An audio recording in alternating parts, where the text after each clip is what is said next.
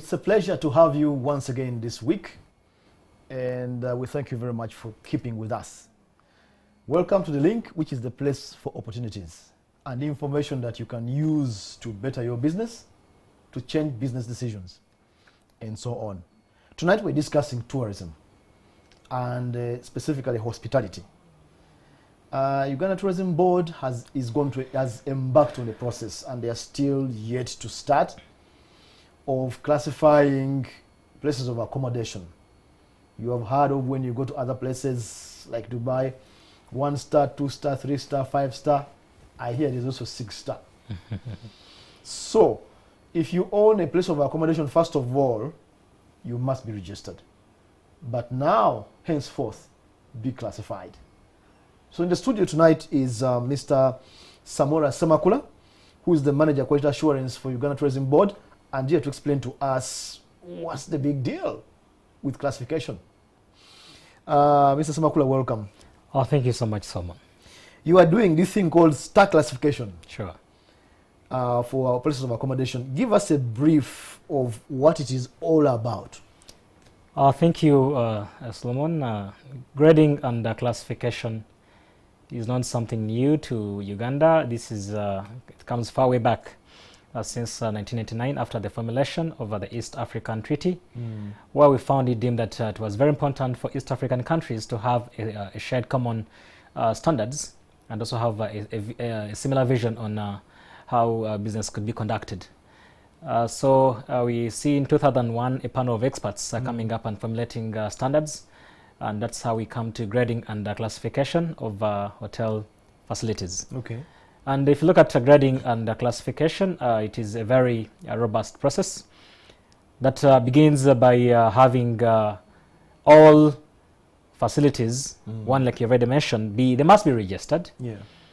Secondly, they must be inspected. The inspection we do is based on minimum standards. That at the end of the day, they must have a tourism operating license. It's from that we go ahead and then to see what facilities do comply and pass the exam of grading and classification in what we term as a pre-assessment exercise that we conduct, what we refer to as conducting an inventory for these facilities. Just to test out how many facilities, yes, they are licensed, one, but how many are ready to be graded and classified in the different star ratings of different choices that are made for different services. Sure. I was for the impression that everyone can be graded.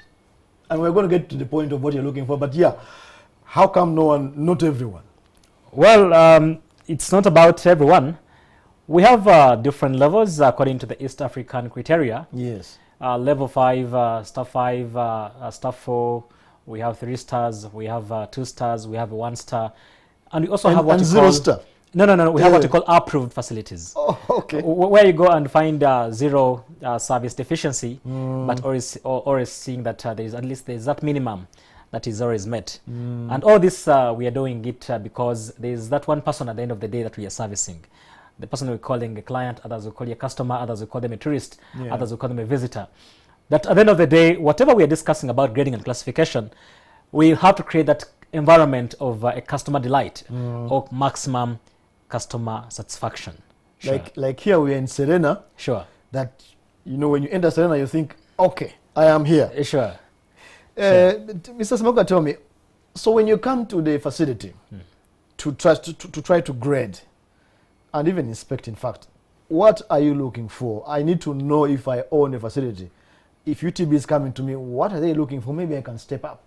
Oh, thank you so much. Of course, grading and classification, like I've already mentioned, you must be having a tourism operating license. Definitely. Meaning that you have met 100% the minimum standards of what it takes for a facility to be graded. Minimum standards, let's start from there. Sure.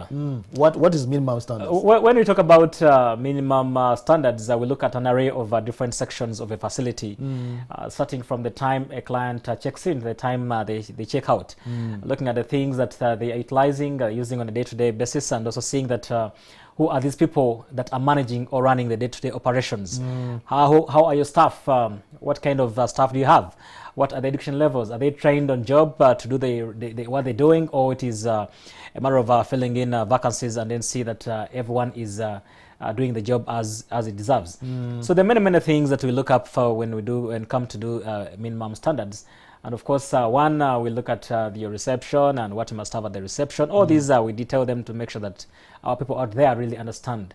But what's most important is having really a clean and defect-free environment in which you're operating.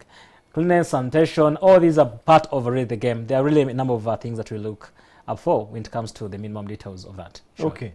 I know you want to summarize, and I might want to build a hotel and I want to step up. Sure. When I enter the room, sure, what might be the key things that basically that you would require to be in a basic hotel room, apart from the bed?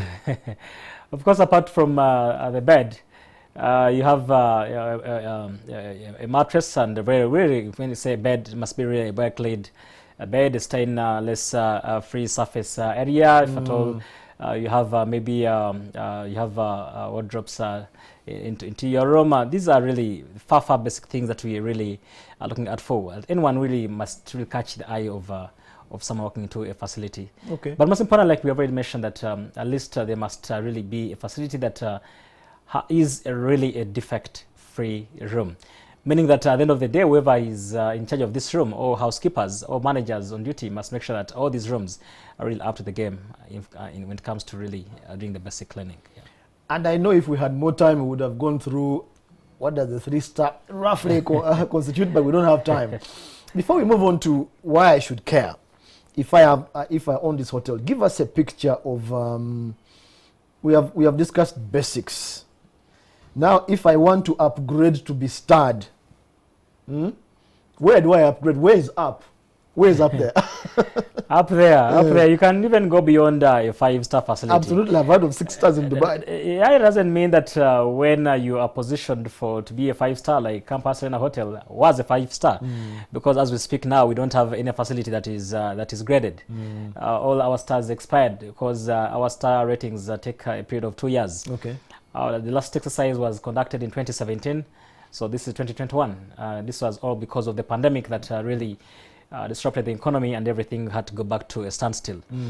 But when you talk about a 5-star or a 4-star, when you say up there, what is up there? Up there means that we are really giving a service where we don't see any errors. There's what we call in the service arena, where we call what we call a full balance. Everything is really catering for whatever is required in terms of the different convivial arrangements and what exactly are the procedures in place. What are those technicalities that have been put into a system to make sure that everything that you're offering really is, at the end of the day, whenever a client comes to your facility, they just see a wow experience. And or is just delighted and say yes, they're satisfied with the kind of service that you're delivering. And that is the essence of having these different star ratings. Because at the end of the day, that may lead you maybe to... You're working there, so let me ask anyway. If I have a facility, Serena is owned by a big group. Sure. But we have our Ugandans, politicians, who own facilities. And they're wondering, all this star business, why should I care if UTB rates me? That is a very big question, and this is, I think that is justifies the concern of our business being here, and that is business unusual. Grading and classification, we are marketing Uganda. Yes. Because Uganda Tourism Board, we do two core, we are into two core areas. One of them is promoting Uganda as the most preferred destination in Africa. Yeah. So when you talk about the most preferred destination in Africa, means that we are driving numbers to Uganda. We are competing with other countries. You're competing with Kenya, Tanzania, Rwanda, and all these other countries. But what positions us and makes us different and distinct from all the other players in the industry is when you are classified, one, it gives you also, the facility owner, a chance to have a tick off of what I must have, what I must put into place if at all I'm to drive numbers to my business. Okay, so it's numbers first. It's numbers first, but then at the same time, what will drive the numbers is the quality. Of course, quality drives the numbers. Exactly. Continue. So with the star ratings, you can never go wrong on quality. Absolutely. So at the end of the day, we have a lot of tick boxes that members or players out there would love to see. What does it take me to have this star? Because and many of our clients out there, domestic, regionally, internationally, they are pretty much, very much interested in what kind of star is that. Because the higher the star will give me a sense of judgment, a customer-driven choice of what I should expect from the facility. Even the pricing is justified. Even the pricing is justified. Because we know that 5 stars, these are for the leisure-seeking people or the business clients who they really want to have any defect services. Yeah. So we believe that why you should take a lot of care and concern about this facility. One, not only just for compliance, but it's your business. Yeah, absolutely. And if it's your business, it will direct your investment ideas. And at the end of the day, it also provides that niche market, that segment, that what am I really looking up for? Who is my client? Who is my target client? What are they interested in? So I should be able to see that I put into place A, B, C, D, E. Because at the end of the day, if you're 2-star, if you're 1-star, if you're 3-star, 4-star, to determine the kind of clients who will come to your facility at the same time. And how much they will pay. Profitability has come into that. Yeah. So at the end of the day, all these are really into conformity and must really be speaking to the game of standards. Some people, in about 30 seconds, some people may say, okay, if my clients are Ugandans, do Ugandans care about stars? What do we know? Ugandan clients. You'll be shocked, Solomon, that today, wherever you are, they ask you which facilities are graded, how many are graded, where can I get a 5-star? I would love to have a 5-star experience. My wedding to have it in a 5-star with a 5-star experience, because the word experience, what we are selling out is something intangible. I agree. So at the end of the day, if you're selling something intangible, you can only buy a dream, and a dream can only come true if at all you achieve and purchase that star that you're really looking out for. And all this is really speaking out to the domestic clients that we are now really talking about. Okay. Sure. Thank you so much, Mr. Semakula. You know, I told you 12 minutes is a short time. And I don't think we have exhausted what we wanted to say. But if you own a facility for accommodation, well, if you don't care, you don't care. But if you're aspirational, you would mind to be starred, to be rated, and you'd mind to step up.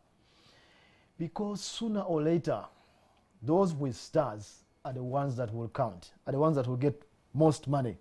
So if you're in your facility for business, for making money, being rated as in star is one of the biggest parameters that can bring the money to you, beside other things.